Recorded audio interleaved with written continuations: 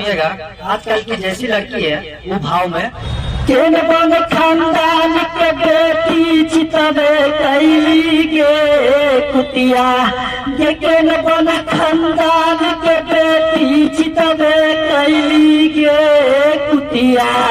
हमारा संगे प्यार में दुश्मन भइली गे कुतिया हमारा से नीमन तोरा